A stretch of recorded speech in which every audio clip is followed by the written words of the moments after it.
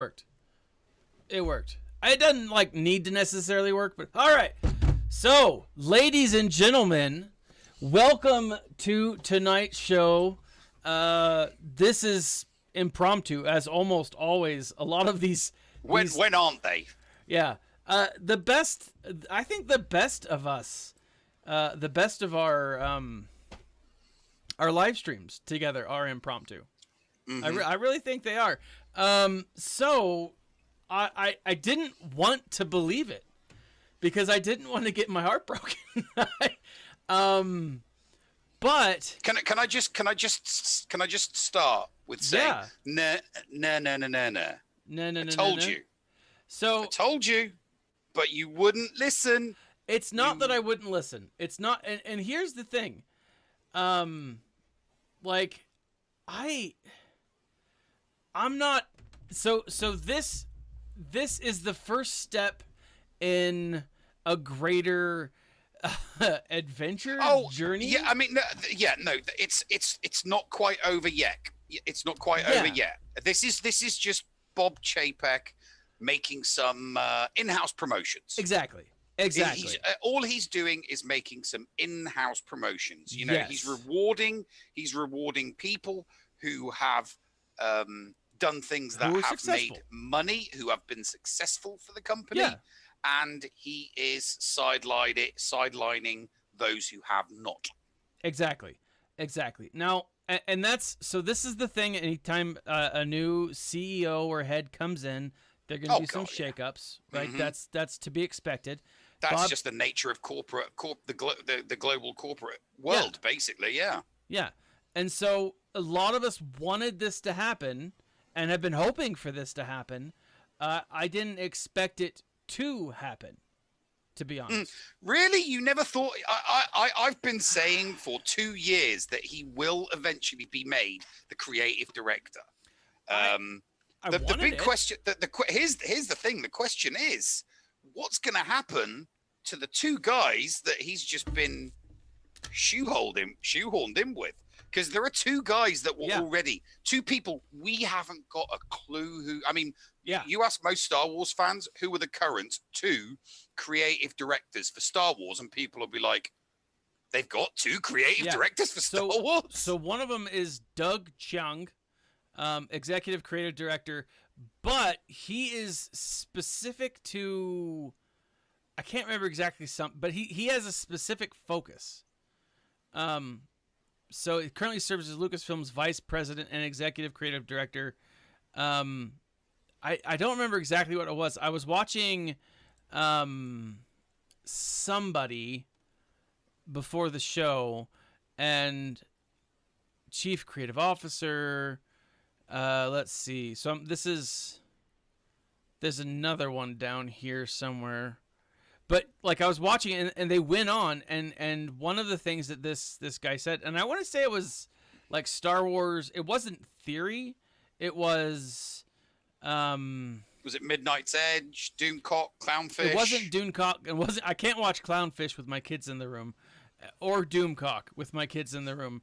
I mean, come on, Clownfish isn't too bad. I mean, all right, Geeky Sparkles has been known to drop the occasional F-bomb here and there, but it's usually if it's something that's it's usually only if it's something to do with She-Ra.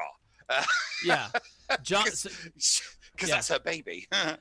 So John Knoll is the other one. He's the executive creative director, but he's part of the senior visual effects supervisor. Mm-hmm. So I'm just getting my tablet. Keep talking. So he has this other role, right? So it's executive creative director, senior visual effects supervisor. Chung, and I probably am saying that wrong. I want to just say Chang, but but Doug Chung he's also the vice president and executive creative director, right? So it's like you've got the president, which is Kathleen Kennedy. He is the vice president, and then so they have these other roles now. Layers and layers of useless bureaucracy. Dave Filoni is an executive producer, which means he is directly connected to the shows, whereas the other ones are in charge of like departments, right? And then he's got the executive creative director tag, right? And so, like, first off, this is a huge honor, I think, for Dave Filoni to be put in this leadership role, because it's something that I don't know if he's wanted, but he's the man to do it. He has coveted that role. He has coveted it for some time, I do believe. I wouldn't be surprised. I mean, he is like, again, let's just recap Dave Filoni's story with Star Wars. Yeah. He was working at Nickelodeon, right? I want to say on SpongeBob, but I'm not 100%, but it was definitely Nickelodeon. There was a position open at Star Wars, and Lucas reached out to him, or his people reached out to him, and he gets on the phone with the person from Lucas, thinking that it's not real, thinking that he's being trolled, right? And he's like, "Oh yeah, sure, I'll show up," right? And he's totally like overselling it because he thinks this is just one of his coworkers messing with him, and it was not. It was like the people from Lucas, and if I remember correctly, when they flew him out, they interviewed him, and they're like, "Yeah, hey, George wants to meet you." They fly him out, and he's like, "All right, sure." Then like, but it's one of those things where he doesn't want to call back and like, am I being tricked? But he goes out, and I want to say he's offered the job pretty quick to like leaving the meeting. I don't think he flew home. I think he was offered the job on the spot, kind of a thing. And then for years, he and George Lucas are working together to create the Clone Wars. They're working together to it's almost like he was training his successor in Dave Filoni. All he was doing, what George was doing was training an apprentice. Yeah, a bit like what Dave and Jon Favreau were doing with the directors. Yeah, that did The Mandalorian. It's like, we need to train these guys. We need to give them very specific episodes. We need to give them very specific tasks, so that when we send them off and we go, "That's your show. Yeah, it's your show. That's your show. That is." Do what we taught you on The Mandalorian and go forth and make Star Wars. And they'll do it with all three of them. Don't get me wrong. I don't think Dallas Bryce Howard is going to get her own show, but I do think that the primary three I think Dallas Bryce Howard has gotten her show. She doesn't have the experience. No, I don't think she's got name record. She does not have the It's like that woman that recently had at the University of Carolina that recently had her tenure revoked because they suddenly realized, hang on a minute, she's not a professor, she doesn't have a degree, she doesn't have a PhD. Why are we giving a position that why are we giving a tenured position that a professor would normally get that has degrees and PhDs coming out the wazoo? She's not even a journalist. And then they kind of clawed it back and went, "We'll just give you a 5-year." Bryce, I'm not saying there's anything wrong with her. I'm just saying she does not have the required amount of experience yet. Now, I have no issue with her being a director for various different episodes for various different shows. Yeah. I just don't think she's got the necessary experience to run a show. She is learning her trade, and I hope that they keep giving her episodes of Star Wars to direct. Yeah. So because if all she knows is how to direct Star Wars, I mean, come on, that's a pretty decent grounding when you think about it, isn't it? It really is. So I'm over here on IMDb, and I brought up her director credits. She's got 40 actor credits or actress credits, but she did The Heiress, which is the first introduction of Bo-Katan, and Sanctuary, which is the one where we meet Cara Dune, right? Which is awesome. Both episodes were pretty freaking cool, right? And introduced strong female characters who everyone seems to love. Why? Yes. Because they're just well done. Because they're good characters. Yeah, they're good characters. They're good characters, yes. you know, and that's that's what we like. So hey, the three main directors from The Mandalorian. They've got experience. They've got more experience. So could they run a show? Yeah, I think they're more than capable of running a show.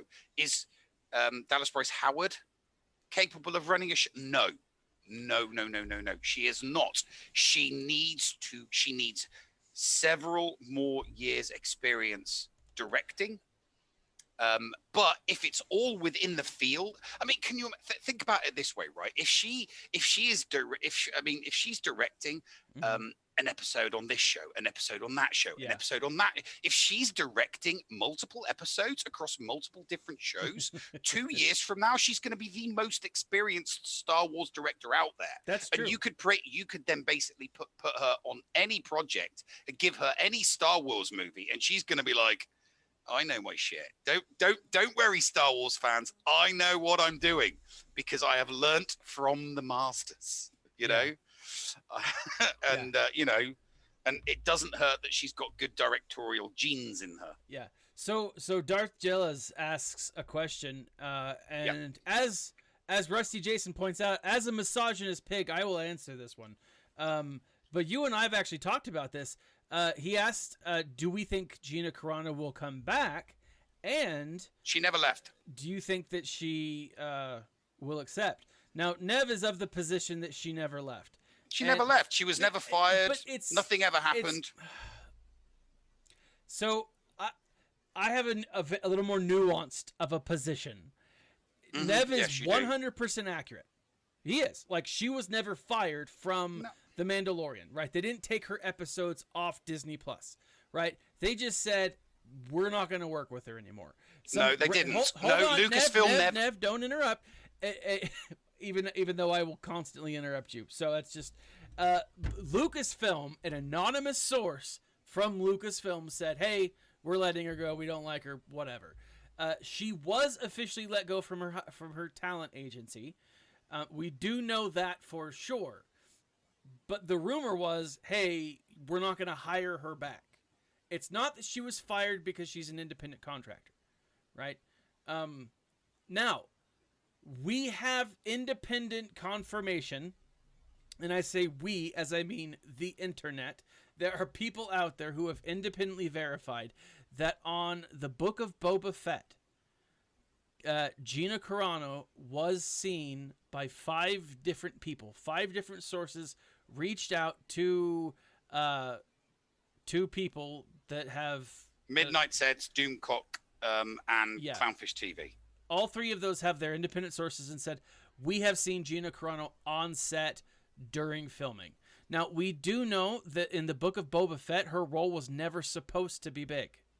It wasn't. It was supposed to be cameo-ish. Yeah. The rumor was cameo to maybe an episode, but it was not a full, like, she is a major player, right? But here's here's the thing, though. Like, if they brought her back there, I think the bigger question is, are they just going to run? And you and I believe that this is the case. Are they just going to run with Rangers of the New Republic as it always has been? Yeah. And I think the answer is yes. And I said this from day one, because obviously I am of the perspective that she was never fired. We never heard anything from Lucasfilm. Someone, an anonymous person claiming to work for Lucasfilm, got in touch with Gizmodo. Mm-hmm. So let's take that and let's take today's news. Lucasfilm officially announced on their website something we can confirm. So let's let you know. We're talking about Lucasfilm. Lucasfilm made the announcement on their website that things were going to change. Dave Filoni was getting put into the position that he was getting put into. Okay. So far, at no point did Lucasfilm confirm the anonymous source to Gizmodo that they worked for Lucasfilm or what was said. Right? Everybody just both sides, that for Gina and the against Gina. I was the only person going, this means absolutely nothing. Well, I was there with you. Oh, you were there with me. But I said on that very day, that when John Filoni needs her, he will get her, and it doesn't matter what the Twitteratsies think, the Twitter Yatsies. It doesn't matter what they want, what they care about. Disney, billion-dollar corporation, handful of noisy Twitter people. Billion-dollar company, Twitter.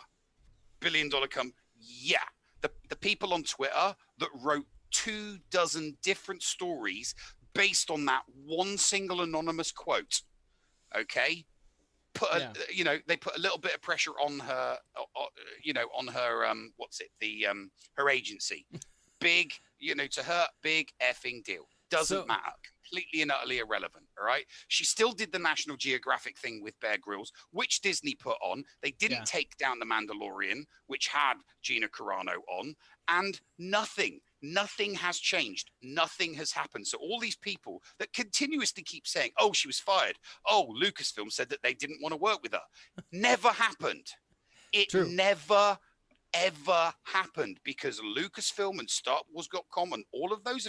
I mean, how about the question that was asked at the question that was asked of Chapek at the meeting, when he was asked directly about Gina, didn't answer it. Yeah. Why didn't he answer it? Because he does not need to. It's like, well, he's not going to say, well, if she's needed, we're going to bring her on. He was able to not answer that question. And he didn't answer it because he doesn't have to answer it, because it's a HR question. Yeah. He's the CEO of Disney, right? If you want to ask that question to someone in HR, go ahead. He's not the head of HR. He's the head of Disney. Okay. Agreed. Aldre asks, have we heard anything from Gina herself? And the answer is no, not as of yet. No. She wouldn't. She wouldn't. She would respect she would respect the NDA. She'll be, all of the actors, whenever they're on set, whatever they're filming, they will respect respect any non-disclosure agreement. They will totally respect that. So, whatever scenes Dave Filoni's got her in, it's going to be kept quiet. Because I think the Doomcock received obviously again anonymous information, so take it with a grain of salt. He received information from an insider at Lucasfilm that the way the cameo story is going to play out with Gina is Gina and that X-Wing guy that gave her the badge appear in one of the episodes. He dies to some scoundrels. She doesn't make it there in time to save him, but with his dying breath, he says, I need you to do what I do. I need you to become a Ranger of the New Republic. Yeah. And then we won't see Gina again. She might cameo in Mando season 3, but I then don't think we'll see Cara Dune until Dave starts the principal photography and we get Rangers of the New Republic. Yeah. She might, like I said, she might cameo in The Mandalorian, but I think the whole purpose of her in, her and Grief Karga in The Mandalorian was, in Dave Filoni's mind, I'm setting up these characters for their spin-offs. Exactly. Purely setting them up for their spin-offs. So The Mandalorian, Mando's going to go off and have his adventures. And then there might be a cameo from Cara Dune, but it's not likely. I think, Cara, we'll see her cameo in Book of Mando. And then the next time we'll see Cara Dune will be Rangers of the New Republic. Yeah, no, I 100% agree. But yeah, so, and I'm not an expert on NDAs, but just in the chat, usually an NDA is based off a certain period of time. Like you can't say anything until launch date or until after a specific statement. When I was the Game Changer program for Star Wars Galaxy of Heroes was in effect, and they gave us NDAs. They said you can't say anything on this topic until after launch, right? I mean, it will all depend on so many different things, right? And so for me, like for example, the big thing for me was I couldn't preview or I couldn't leak any information about upcoming characters. The big thing was I couldn't tell anybody about the Sith Raid when it was coming out, which was awesome, by the way. When it first came out, I was like, "Oh, this is so cool!" And then it just happened. But yeah, that would be when you were threatened to be thrown out of a hotel, wouldn't it? Yes. Yeah. So naughty. Well, you get a bunch of nerds together in a room, and you get them excited about something that they're gonna get loud. To be honest, I was with all of those guys. I was so intimidated by like Arnold and Mobile Gamer, and like Cubs was still Warrior was there. Cubs was still a pretty small fish at the time, and it was a lot of fun, but I was so nervous. I was like, all of these guys know exactly what they're talking about, and here I am like just a regular collector, and I was like, oh my gosh. But I had my own geek out moments with them, like, oh, it's so cool. But yeah, like the actors are going to keep their mouths shut, right? You may get towards like premiere date or towards something, a tease of one thing or another, but most likely any leaks or any rumors that we get are going to come from not the actors, because they have a lot more, I think, on the line. Financially speaking, they're going to come from the interns and the assistants that get paid pennies to run around and fetch coffee and donuts and makeup and do dry cleaning for bigger people. Yeah. And I said this back then, what will have happened is Jon Favreau will have called up Gina and it has said, look, Gina, when I need you for the show, I will call you. Yeah. Do not listen to any of this bullcrap. And Gina would have been like, well, what do I do? Everyone's saying all of this stuff. And it's like, hey, you know what? Say what you want. Don't break any don't talk about what shows, I've got planned for you. Don't talk about anything, keep all of that stum, because if you breach that, then, you would be, in breach of a, contract or breach of retainer or whatever it is. So say what you want. Don't talk about the future. Okay.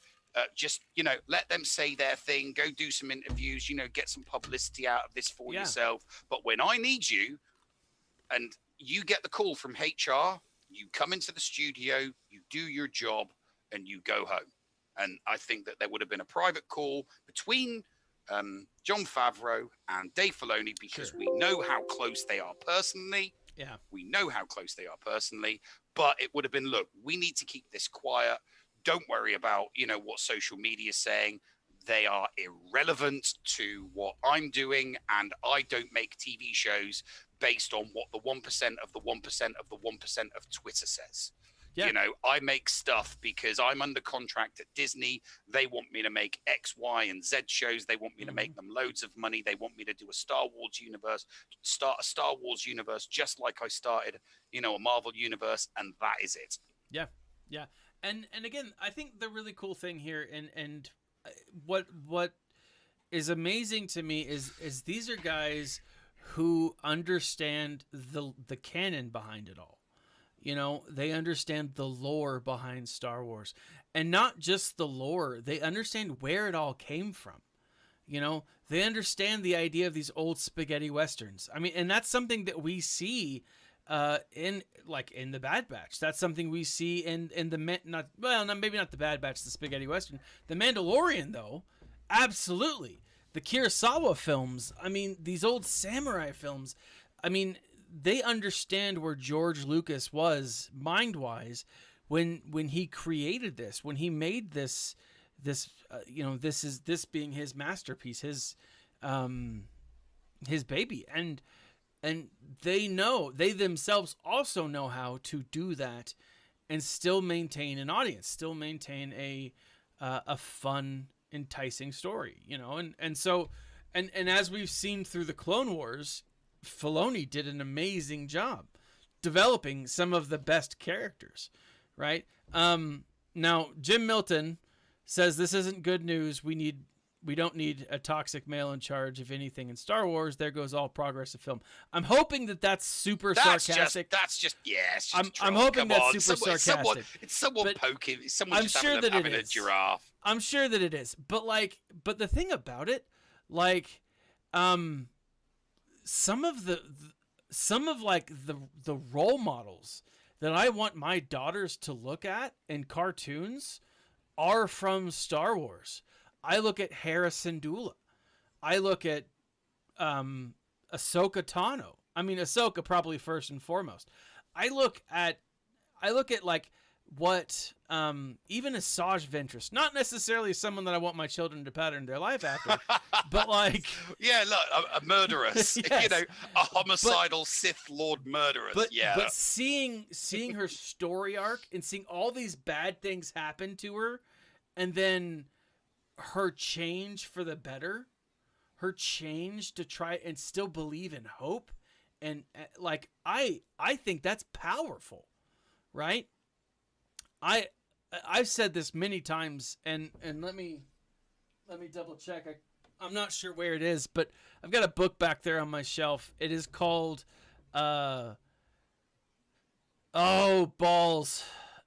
spaced it. It's Fallen Jedi or Jedi Fallen. I don't know. It's essentially the story of Ahsoka. It's Asajj Ventress and Quinlan Vos as they make an attempt to assassinate Count Dooku. Right? And like it's Quinlan Vos dealing with like the fact that the Jedi Order, like the High Council, gives him an order to assassinate someone. He's like, "Whoa, we're the Jedi. That's not the Jedi way. Do we do that?" And then, like, you count the lives of, if we keep going on this war and Dooku's not killed, how many more lives are going to die versus, the greater good. The greater good. The greater good. Right? And even Yoda's like, this is wrong, but we got to do it. And it's, oh, man. But it's such a good book. And it's Asajj Ventress's, her as a major character. And it's so cool. And like the whole thing that does happens in books, mate. That does happen in a lot of books. Well, but if you look at her story arc throughout canon, not just in books. I say that because it's her final book. Theoretically, I hope that she comes back. But I mean, no one who really. Oh my gosh, I'm gonna stop. I gotta stop because I'm gonna start giving spoilers out. But like, she's such a great character. And I want her to be brought back, and oh man, but like, again, that's Dave Filoni's doing. Now, he wasn't probably the one who wrote that specific episode or story arc, maybe. I think, if I'm not mistaken, I actually think it was George Lucas's daughter who wrote that story arc. I might be wrong on that, but I remember hearing that somewhere. I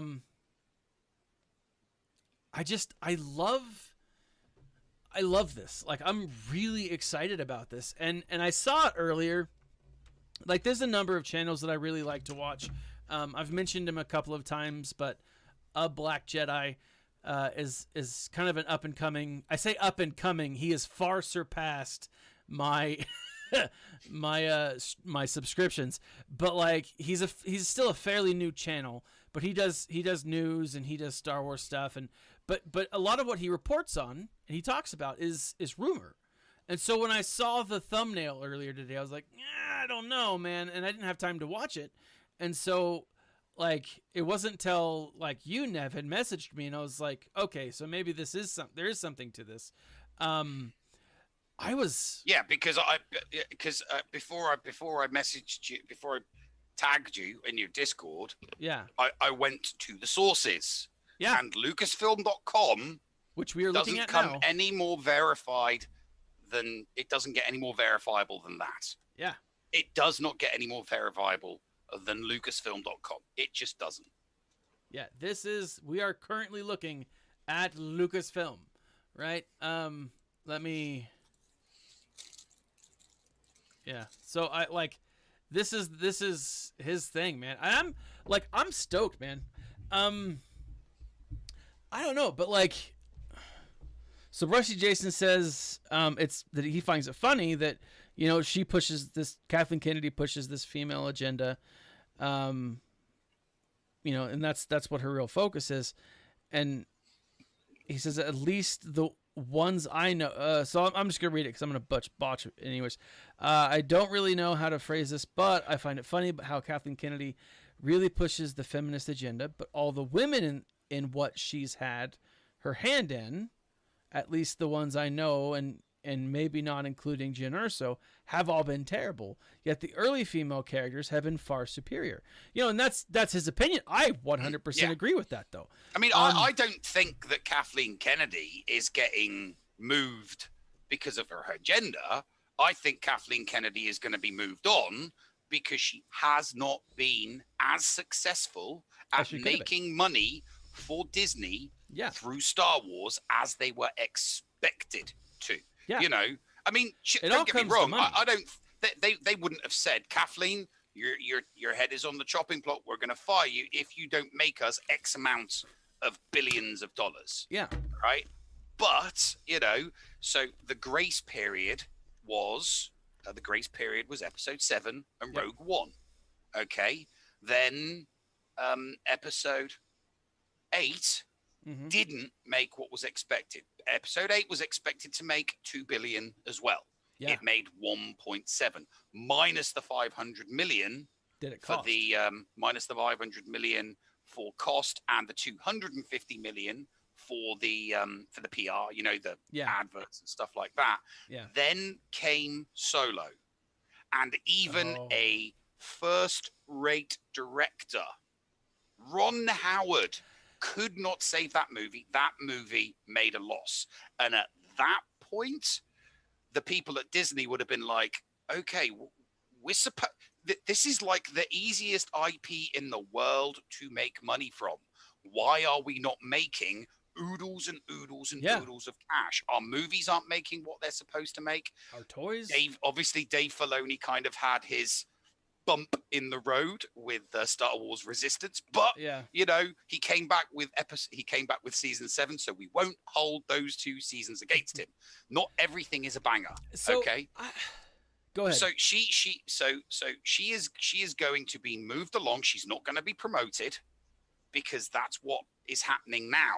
The promotions are occurring now, and her name has not cropped up for a promotion yet. I mean, there might, we could still see someone.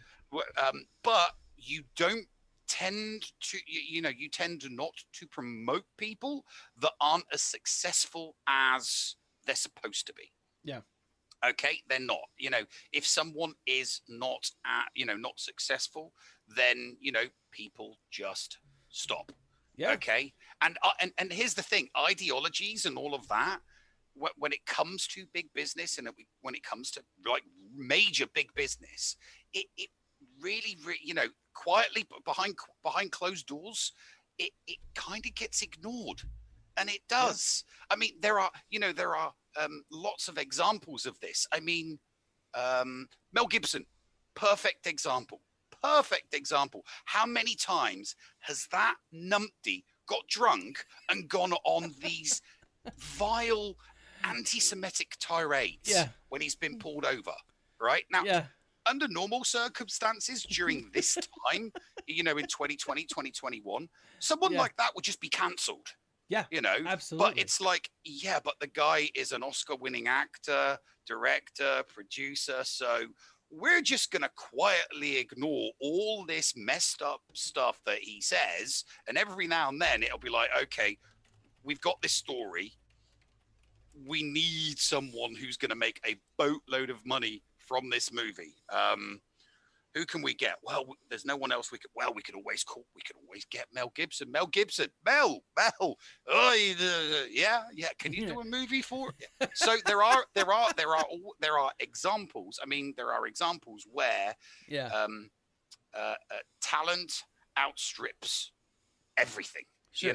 And what goes on in the personal mind of individuals gets ignored, and that's what they've been doing That's what the big wigs at Disney have been doing with. It's like we don't give a rat's ass about your ideology or you know what agenda you've got. If you make us money, we don't care. Yeah, you're not making us money, so we do care, and you're gonna get shoved out the door. Yeah. They will. It's all about money. It's all about the finances, and if they're not bringing it in, they're gonna find someone who does. It is. Now, Rusty Jason brings up a good question.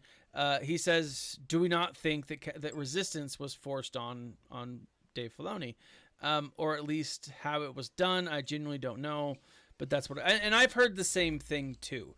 They said, "Hey, we need a cartoon that is kid friendly, that connects to Star Wars, right? That connects kids to this storyline." But the problem is a lot of the kids didn't connect with it, right? And I think what'll be interesting is what it will look like in the future. Will it be something that kids go back and watch and say, "Oh yeah, I like the sequel series," because they're just like the prequels got a lot of hate. Those kids who grew up on the prequels are like, "No, I love the prequels. They're awesome," right? That's what their jam is, because that's where they were brought in. Right? There will be kids with the sequel trilogy who see it and I'm like, no, this is what I love. I love the sequel series. I love Rey. I love BB-8. Like, my kids love a lot of those smaller side characters in Star Wars. Like, I've got old Babu Frick back here, guys. I mean, that's life-size Babu Frick, by the way. 10 inches. That's what she said. But like, that is like, there are characters in it that are great, and there will be fans of the sequel trilogy as it progresses forward. Now, I'm interested in that, though, because it was 2 seasons. I didn't even finish Resistance. I watched the first season and was like, all right, it's kind of fun. I'm kind of like, but I stopped halfway through the second season and I was like, this just isn't worth my time. I was missing. Only reason I'd heard bad reviews. Yeah. But I was like, you know what? I'm going to give it a try because it's got one of my favorite voice actors in it, Donald Faison. Yeah. And even he couldn't save it. And I'm like, Donald, please save this for me. 3 episodes in, I was like, yeah, it's not Rebels. It's not Clone Wars. Yeah. It's Weak Sauce. So, but yeah, no. I mean, just going back to the, like you said, going back to the comments, that Darth Gillies puts in there regarding, Rusty Jason. Have you not heard Star Wars has no source material or expanded universe? Kathleen said it herself. She said in an interview, she said it. There is no source material. I mean, if that isn't something that a top executive is listening to and going, are you incompetent or just pure negligent? You run Star Wars. Yeah. Star Wars. You run it. And here you are saying there is no source material. Yeah. Okay. You are going to be in meetings that discusses how much money Star Wars has made in merchandising and movies and TVs all across the world. Oh, by the way, we sold, 15,000 books, Star Wars Extended Universe books in. Oh, great. Yeah. Make sure that. Yeah. And then it's like, what has she been doing in meetings? People will have told her this. And like I said, negligence or incompetence, you can fire somebody for one or both of those things. Okay. And she has shown high degrees of incompetence and or negligence throughout her entire career. And at a certain point, the people in charge are going to go, it's too much. You can be incompetent once in one area, and then and then your bosses will be like, hey, look, as long as it doesn't happen again, that's fine. Yeah, because if it happens again, if it happens again, then it's negligence. Mm-hmm. So you can get away with an incompetent act once. Every other time that same action is carried out is negligence, because you've been told that is not a thing to do. That is incompetence. So, and they know this, and she cannot argue with that. When she goes and she's given her golden handshake, no one's going to say, you're fired for incompetence. You're fired for negligence. Yeah. No one's going to say that, because that's not how it happens at the top. Yeah. They're given a golden handshake or a golden parachute, and they are gently pushed out of the door with an award, with accolades, with, we wish you luck, in the future. And here's the thing. There won't be any, because other big studios that look at her are going to think, well, we know that you were fired for either negligence and or incompetence. We're not going to put you in charge of something as big as that. Well, that's, she'll probably go off and work with Jar Jar Abrams. Yeah. Well, that's for Bad Robot. Yeah. And they don't have an original bone in their body. Yeah. Well, that's the rumor, though, is that she's not going to be working for another company. She's going to start her own. And by all means, good luck to her, right? I'm sure there's people out there. There are people out there who love that woman, and that's fine. I don't personally know any, but like, I also don't wish her harm by any means. Like, I don't want her to, if she wants to go out and start a studio, great, right? But again, it's going to come down to money, right? It's going to come down to financing, and here's the thing. Dave Filoni. And I know that I say this knowing that he will, but Dave Filoni has to bring the goods. If Dave Filoni falls in the same pattern as what she did, what Kathleen Kennedy did, then Dave Filoni will be out. I don't think he will. I don't think any of us think that he will fall into that, or that he'll succumb to that temptation. Like, I'm going to throw everything out that. Yeah, Rusty Jason says, I'm sure mom and her dad love her, right? It's but yeah, like, I don't think that he will. I think JJ or Darth I almost said Darth Filoni. Dave Filoni. I think Dave Filoni is going to do great things. And the reason I think that is because he has a track record of doing phenomenal things. Like, if you look at what happened when Disney bought Lucasfilm, Clone Wars wasn't done. Clone Wars still had a number of story arcs to be finished. That last season of Clone Wars, before season 7 came in, was rushed. And they threw a lot of stuff out. Like, I do love the ending with Yoda and his trip. I think that was a really cool connection, because it doesn't end there anyways, so I liked that, but there were a lot of open-ended storylines, right? The Asajj Ventress one that I was just talking about, it was a story arc in Clone Wars that was supposed to take place, but it was scrapped because it didn't show up, because they were cut short.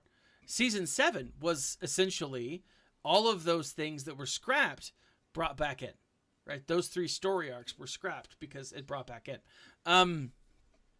So you also have with, and this is one of the things that's interesting.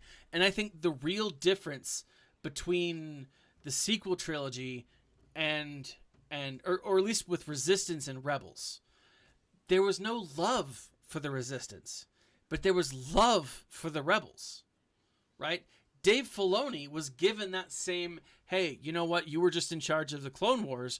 We're going to put you in charge of this new show, develop it, and then we'll see where it goes. Mm-hmm. Right? Oh, James Lewis just chimes in at the bottom.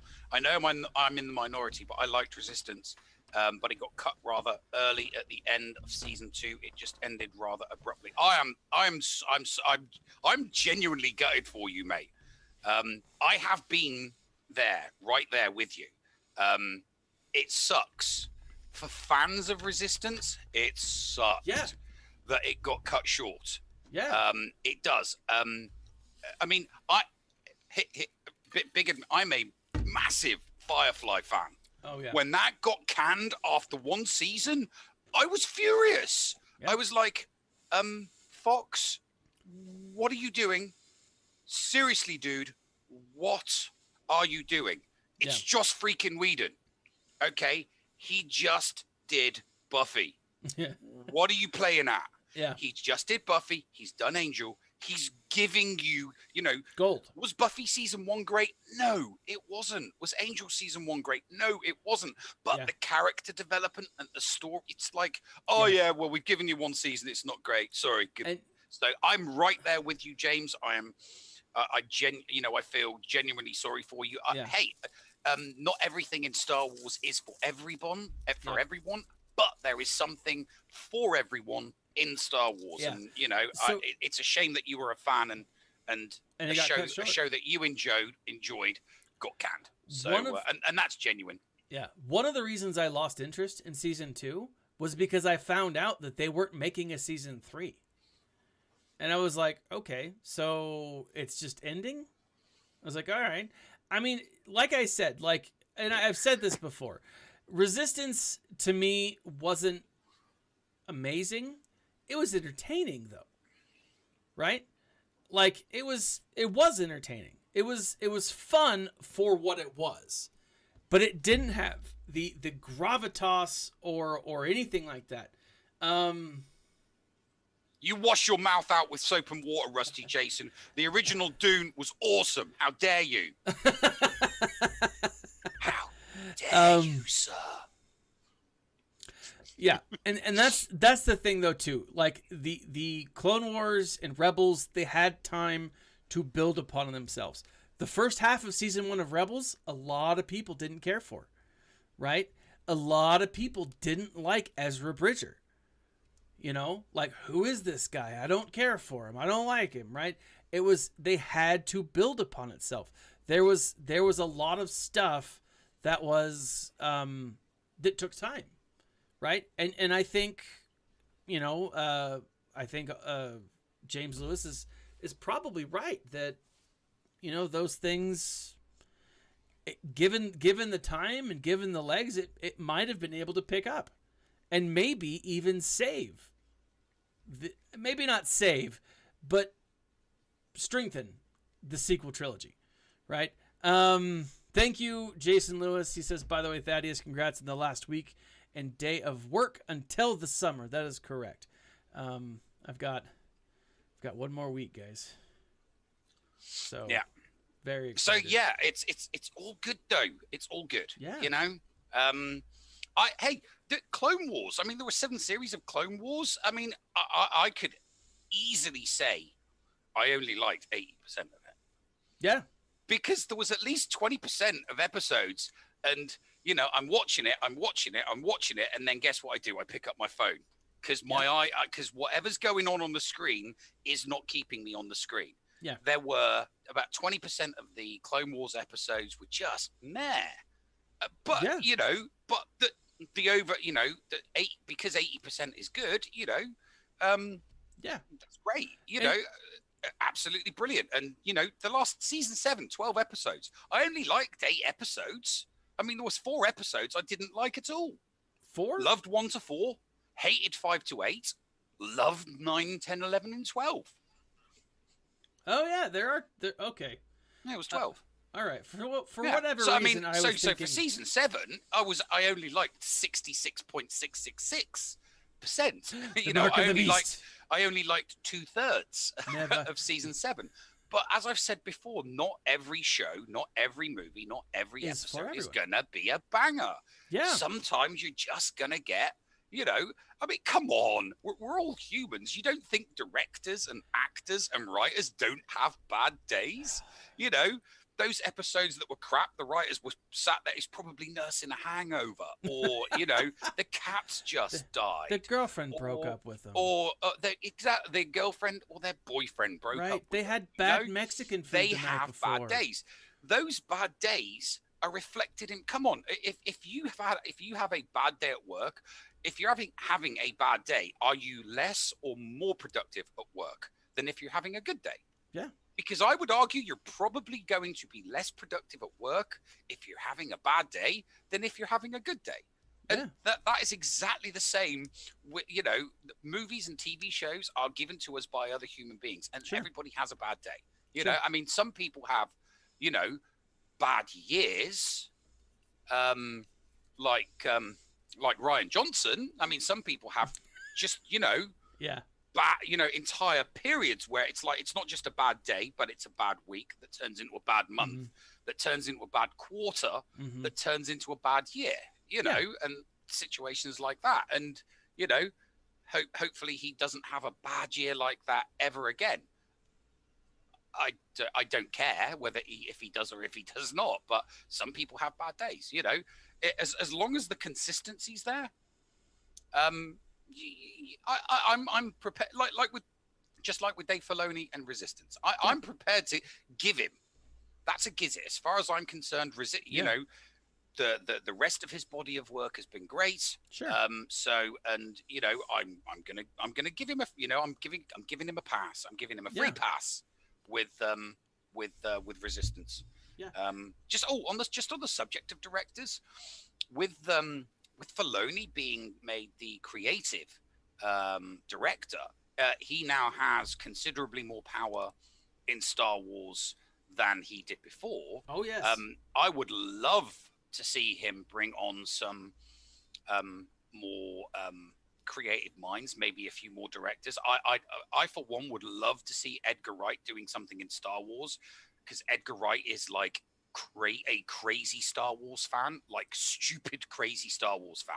I'm not sure about who Edgar Wright. He did Shaun of the Dead with Simon Pegg. Oh, okay. You said Edgar Wright. My mind went to Edgar Rice Burroughs. Yeah, no. He did Shaun of the Dead, Hot Fuzz, the Coronado trilogy, the TV show, Spaced. He did all of that stuff with Simon Pegg. Okay. Right. He did all of that stuff with Simon Pegg. And like I said, him and Simon Pegg are hardcore Star Wars fans, just like Donald Faison. And I would love to see Donald Faison brought back to do more Star Wars. I would love to see him. It would be cool to see him actually play Hype Faison, like live action. I'm just wondering if they could get. I don't know if they could get away with something like that from a story. From a story perspective, they might be able to. I don't know.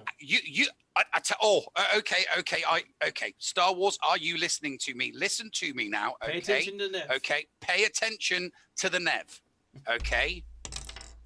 Donald Faison needs to be one of the pilots in Rogue Squadron.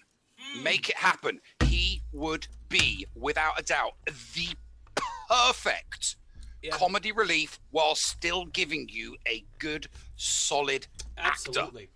Absolutely. And he would 100% commit to the character that you gave him. Make it happen. Make it happen. Just do it. Yeah. Do it. Make it happen. Do it. One, I was going to say, okay, speaking of actors, the other rumor, and this is a rumor, Mara Jade. Don't. Okay. Since Nev is not listening, the rumor is that Mara Jade will be coming to a Luke Skywalker storyline, specifically a Luke Skywalker show that could be in development as, obviously Mara Jade, played by Captain Marvel.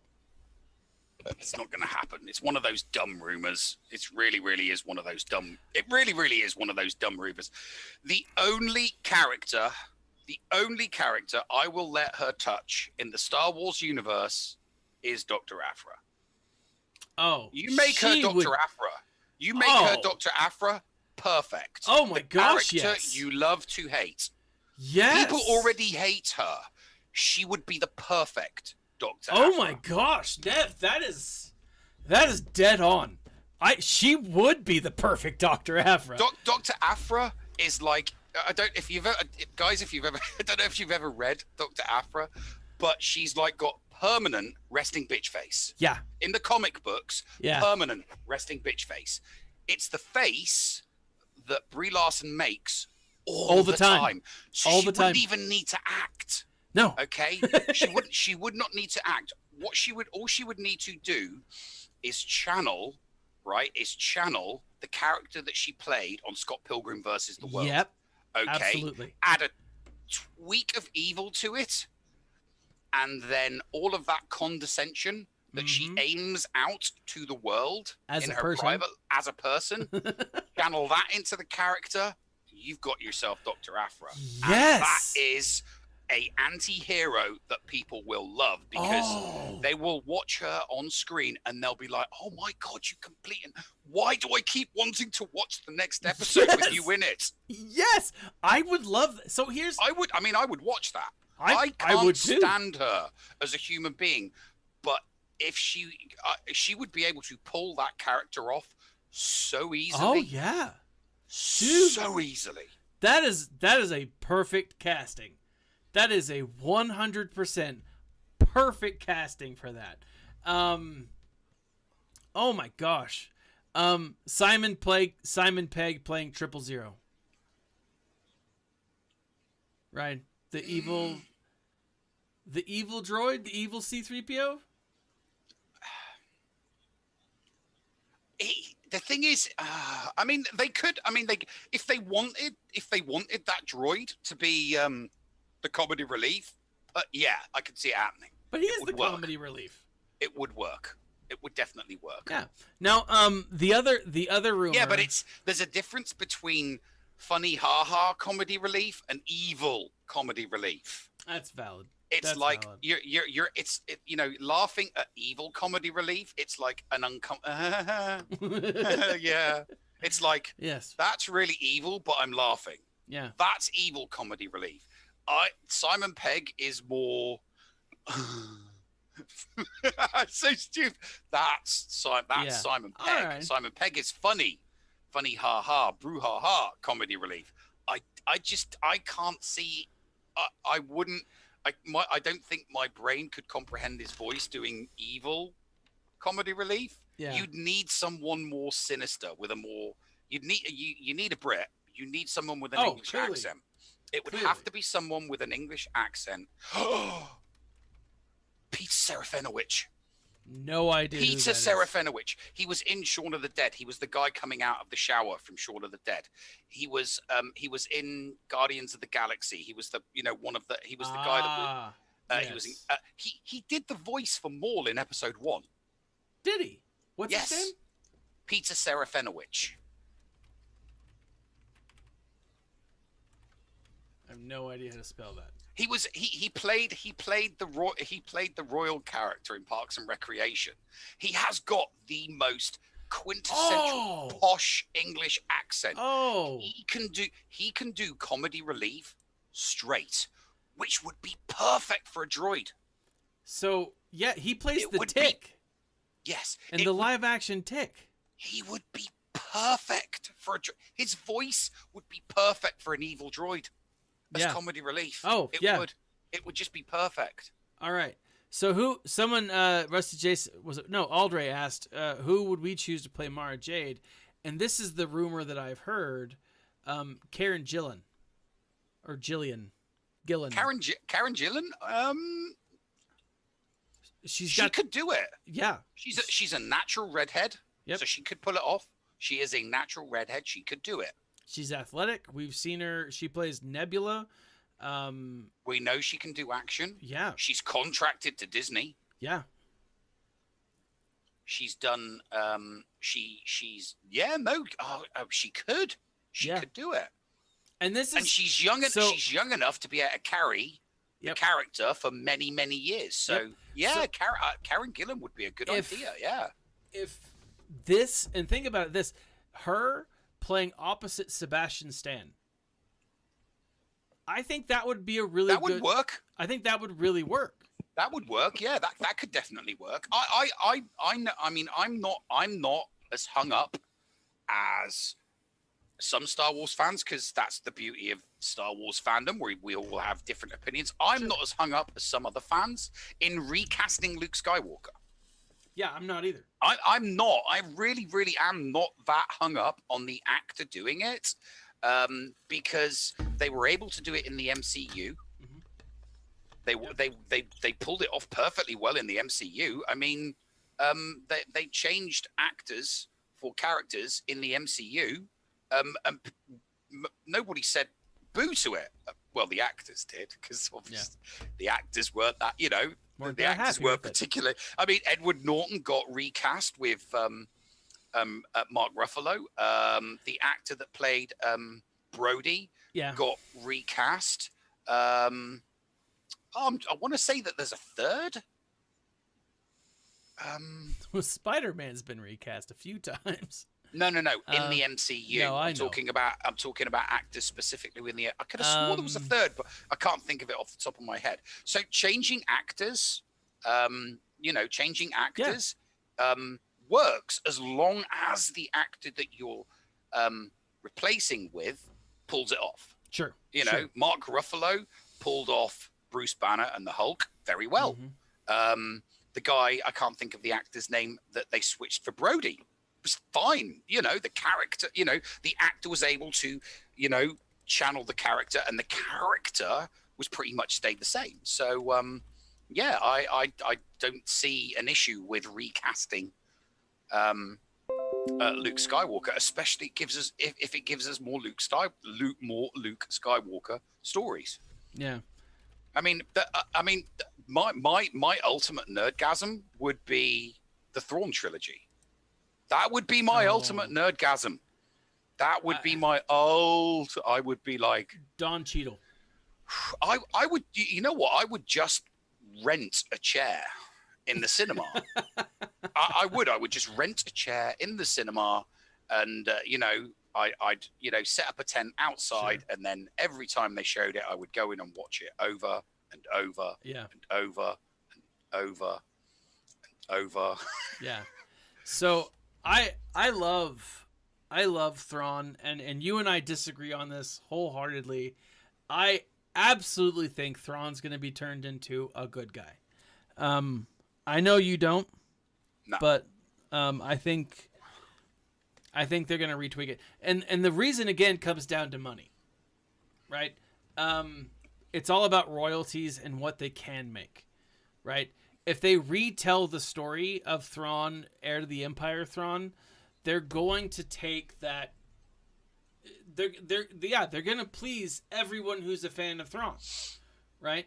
But all of those guys, and it was us. It wasn't Star Wars Theory.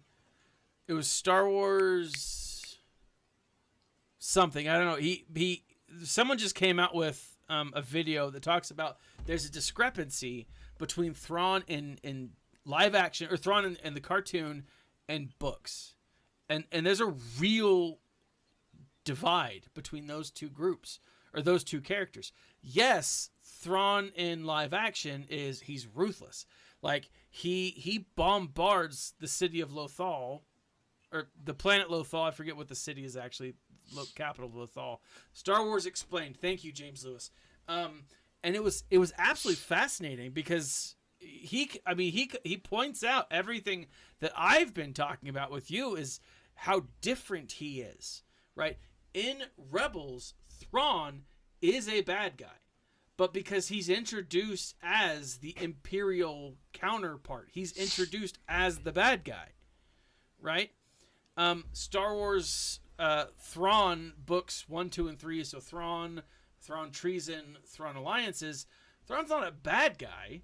He's just an Imperial, right? He's the protagonist in those books, and you see it from his perspective, and he's not evil. He's just Imperial, right? But in this new series, the prequel, and I can understand it as being a prequel, him being a little more idealistic, Thrawn, the greater good, lesser evil, and the first one, Chaos Rising, Thrawn is absolutely a good guy. Thrawn and the Rebellion would get along great. Thrawn and the Galactic Republic would get along great because of who he is as a person, right? But in the show, he is ruthless. And there is a real split between those two characters. And I'm very curious because he's going to be in the sequel, in the Filoni verse, right? Mm-hmm. And what is he going to be in the Filoniverse? I have no idea. I think he's a red herring, and I've said this to you before. I think he's a MacGuffin. That they're going to say, "Where's Thrawn?" And Thrawn's doing these bad things, but he's doing them for a better reason, and the better reason is to protect against the Grisk, and he's going to be like the, what do you call it? The one of those lesser characters, one of those lesser bad guys. He'll show up periodically, but not as the main bad guy. See, here's the thing. I will at some point. I will read the Thrawn prequel stuff. Mm-hmm. Okay, I'll probably read the Thrawn prequel stuff before the Ahsoka show comes out, because I predict that he will protagonist. You're going to have a protagonist and antagonist. Yeah. And it'll be in the Ahsoka show. I think it'll be Ahsoka and it'll be Thrawn. So they are probably going to put a lot of the books into that Thrawn. Sure. So I'm probably going to. I mean, I've got one of the Thrawn books on my shelf, and I've got one of the Thrawn graphic novels on my shelf. Yeah. From that's the prequel. That is the prequel stuff. I'll probably do the graphic novels as opposed to the books, because it'd be a little bit easier on me. What I will not do is read any overlap. Flat out. Okay. And I will lose all respect for Timothy Zahn. You did mention that in our last stream. I will not. I will die before I touch anything written by Timothy Zahn that overwrites anything that he previously. Now, I've said I don't think he would do it. I don't think that someone like Dave Filoni or Jon Favreau would ask him to do it. Yeah. Because it would be disrespectful to him. Imagine you're sat there and Timothy, brilliant. We love what you did with the prequel Thrawn stuff, giving us some backstory to Thrawn. We were wondering if you would write all new Thrawn stuff that cancels out all of the stuff that you affectionately and lovingly did. Would you mind doing that? Now, if I was there, I'd be like scratching my head with my middle finger, and it's like, excuse me, did you just ask me to overwrite perfection? Yeah. I don't think he'd call it perfection. I think he's erase perfection. I have a signed autograph book of Heir to the Empire. Yeah. And the message in it says, "To Nev, you're welcome, Timothy Zahn." You told him to write that, though. Yeah, but if he didn't believe that, he wouldn't have written it. Well, that's true. Like, here's the thing. Like, had you not asked him to write that, what I'm saying is I don't think Timothy Zahn is vain enough. He may believe it. Don't get me wrong. He's created an amazing character. Mm-hmm. He's created a character for the last 30 years people have read and absolutely loved. So 2 characters, Thrawn and Mara Jade. Yeah, right. And I will say, back to Dave Filoni, during when they introduced Thrawn in Rebels, there was, and I want to say this was also on Star Wars Explained, they asked him, "Are you going to introduce Mara Jade?" And they're like, "Look, man, I just gave you Thrawn. Just let it go." like it was like, no, I'm not going to introduce Mara Jade. And I'm paraphrasing, obviously, but like who do you think is going to write the Mara Jade character? Well, yeah, it's gonna be Timothy Zahn. I have 2 books. I have Allegiance and I have Choices of One. It's prequel material of Mara Jade as a teenage girl after the destruction of the first Death Star. Yeah, no, I think you're right. What I'm saying is, and the comic books where she has a failed attempt to assassinate Luke Skywalker on Jabba's barge. Did you know that? Did you know that the hand of the Emperor was sent to Jabba's palace to kill Luke Skywalker? Yeah, because it's mentioned in Heir of the Empire, right? And because like when they're talking about like, why do you hate him, and it's like, because, or she and him are talking. She and Luke are talking. Why do you hate me? And it's like, I was there, right? Here's the thing. I think there's a lot of potential in overlapping without ruining what he did, while still staying true to it. Because here's the thing. Just because Ahsoka shows up and says, "Where's Ezra?" or just because Ahsoka shows up and is like, "Hey, I'm angry at you," doesn't mean Thrawn's going to change his ways. Right? And it's going to come down to one of the two of them, if that's where it comes down to. Right? And so I absolutely think that he will be written in the sequel, in the Filoni verse, like heir to the Empire, like that Thrawn. However, there's going to be something beyond that. I'm not entirely sure that Thrawn's going to die at the hand of Ahsoka. And I'm not sure. No. Absolutely not. Yeah. Absolutely not. Yeah. I think here's the thing, okay? If what you say is true, okay, and they want to give him some kind of redemptive storyline, I think the best you can hope for is an anti-hero. Yeah. Cooperation, not capitulation.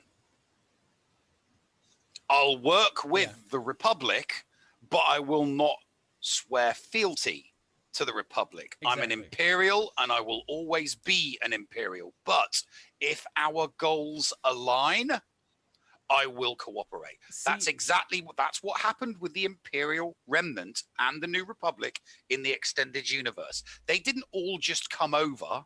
I mean, all right, Admiral Palon did, but the Imperial Remnant didn't all just turn themselves over because they were evil. Most of them were evil people, but they understood that they would have to cooperate with the New Republic in order to achieve their goals in the Imperial Remnant. It was like, hey, we'll help you. We'll cooperate with you on this, on the proviso that you bugger off and leave us do our thing. Because see these planets over here?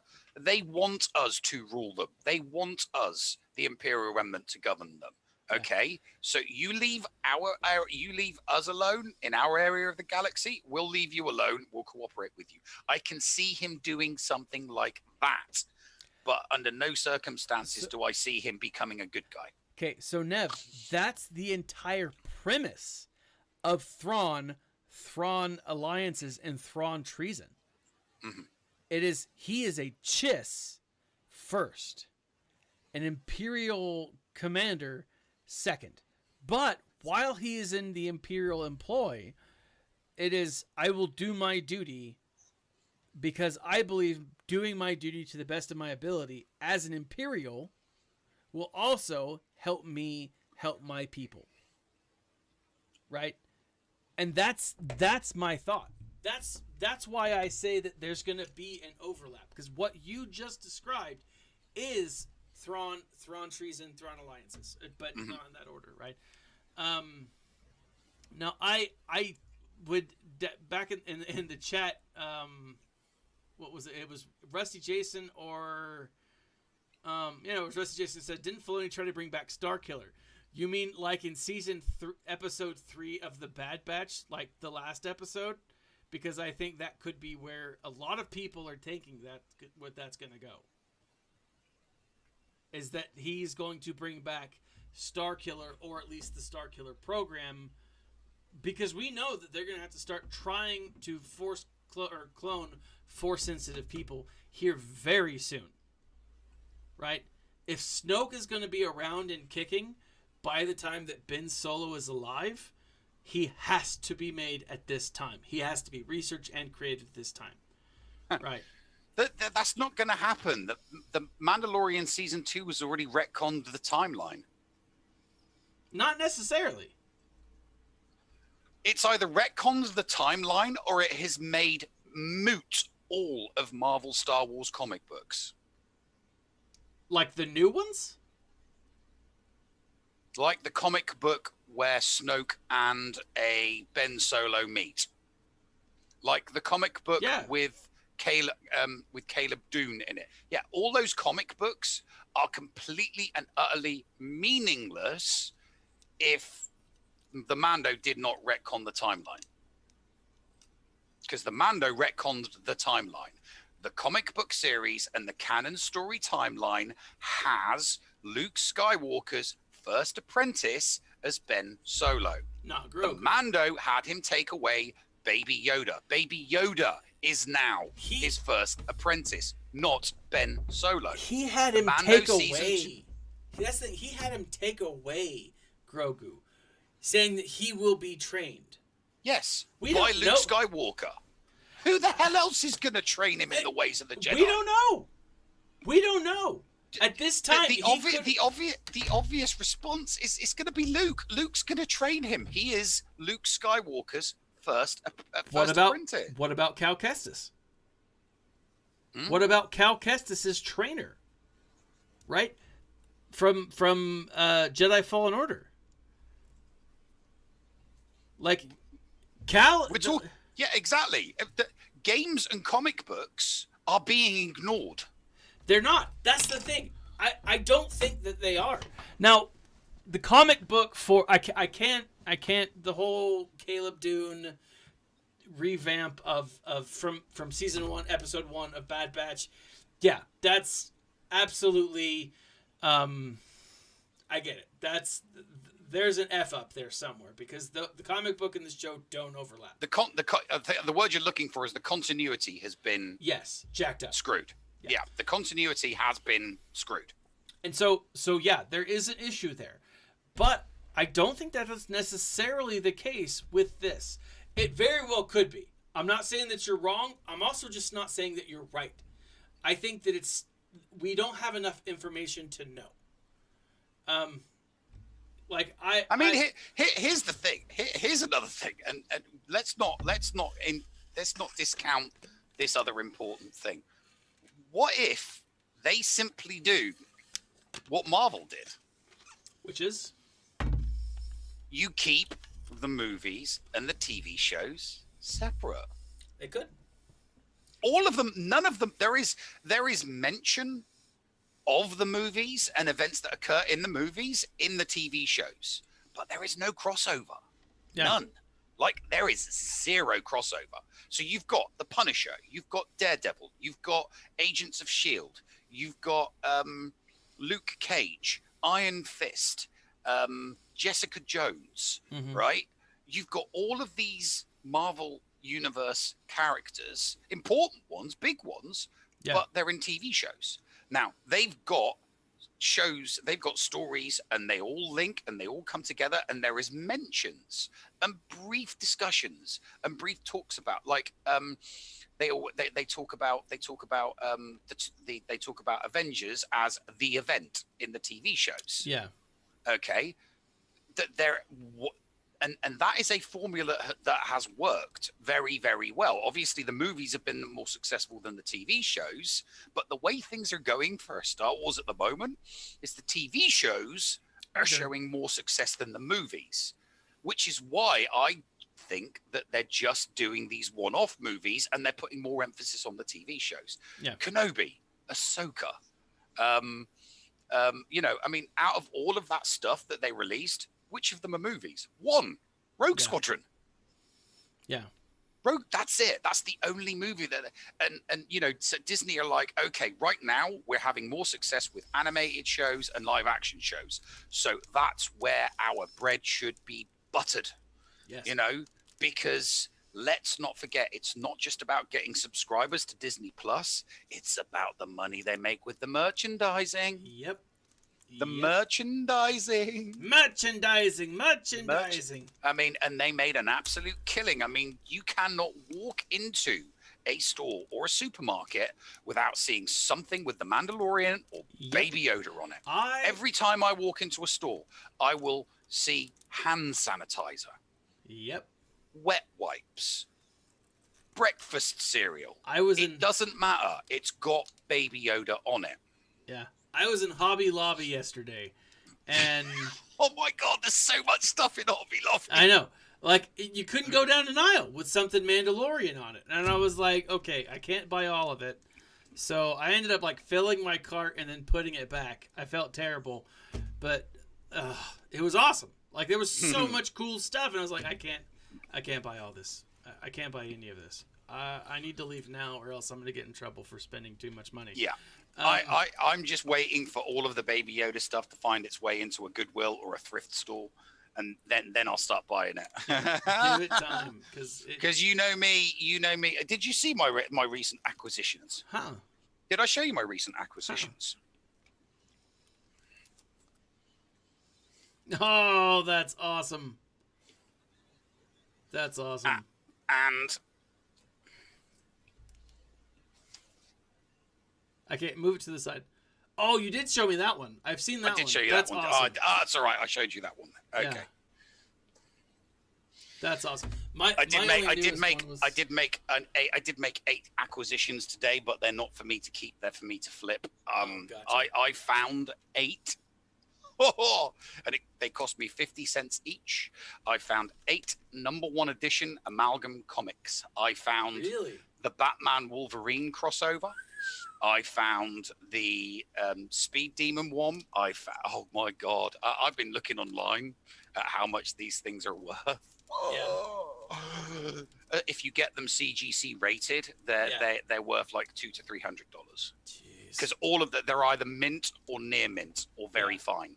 So I reckon I'm going to get a 9.0 above for every single one of them. I paid 50 cents. If I don't make 100, right? So Super Soldier, maybe not, because Super Soldier was the first one made. They mass produced that like sold hundreds of thousands of editions. Yeah. Hundreds of thousands of copies. You can't get $1 for that on eBay. Wow. But yeah, so I made some tasty acquisitions. Nice. That's awesome. That's awesome. Well, anyways, guys, we're gonna wrap it up because we're just close to an hour and a half. My throat is starting to sizzle. Nightclaw, yes, Rusty Jason.